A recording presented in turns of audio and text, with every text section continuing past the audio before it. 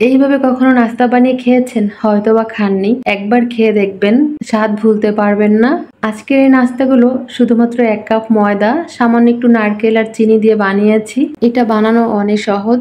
এখানে নিয়েছি 1 কাপ ময়দা, 1/4 কাপ চিনি, 1 চা চামচ ইস্ট, 1/4 টিস্পুন লবণ বা পরিমাণ মতো লবণ, সবকিছু একসঙ্গে মিশিয়ে নিব। এখানে দিয়ে দিচ্ছি 2 টেবিল চামচ সয়াবিন তেল। তেলটা দিয়ে এখন খুব ভালো করে মেখে নিব। তেলটা যাতে আর একটু দেখা না যায় সেভাবে মেখে নিতে হবে। এখানে নিয়েছি কুসুম গরম পানি, পানি দিয়ে মেখে নিব।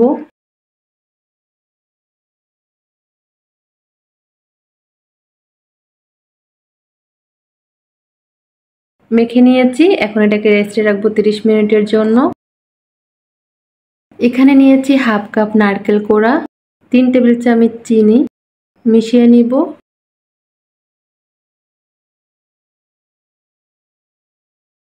30 মিনিট পরে ফিরে আসছি। ডোটাকে একটু ভালো করে মথে বাতাসটা বের করে নিব।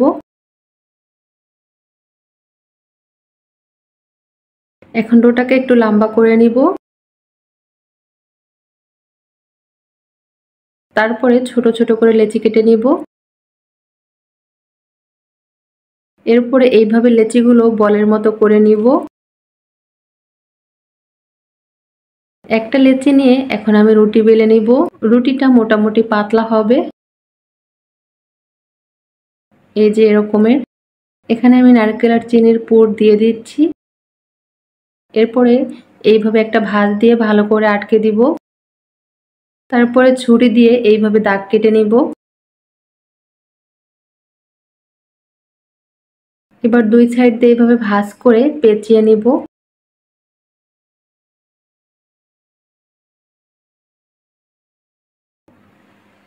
এরপরে মুখটাকে খুব ভালো করে আটকে দিতে হবে, তা না হলে ভাজার সময় খুলে যেতে পারে। আরো একটা বানিয়ে দেখাচ্ছি।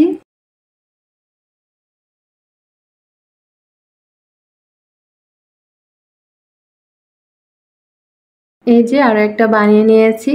এখন এগুলাকে আমি রেস্টে রাখবো 10 মিনিটের জন্য। 10 মিনিট পরে ফিরে আসছি। প্রথমে নাস্তাগুলোর উপর একটু দুধ ব্রাশ করে দিব বা চাইলে ডিমের কুসুম ব্রাশ করে দিতে পারেন।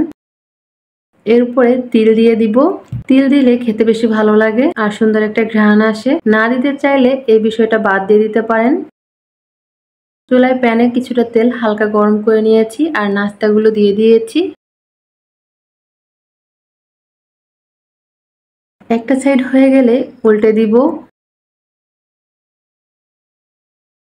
চুলাটা স্লোতে রেখে নাস্তাগুলোকে ভেজে নিব।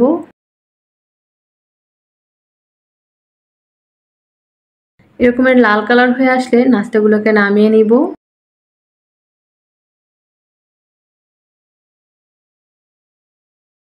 নাস্তাগুলোকে নামিয়ে নিয়েছি আর বাকিগুলোও ভেজে নিয়েছি। তিলটা দেওয়ার কারণে দেখতেও সুন্দর লাগছে আর খেতেও বেশি ভালো লাগে। নাস্তাগুলো ছিঁড়ে দেখাচ্ছি যে এটা কেমন হয়েছে। এই যে ভিতরে নারকেলের পুর দিয়ে ভরা আর রুটিগুলোও খুব সুন্দরভাবে ফুলছে। এটা খেতে কিন্তু ভীষণ মজার হয়। রেসিপি ভালো লাগলে অবশ্যই একবার তৈরি করবেন। আশা করি সবার কাছে খেতে ভালো লাগবে।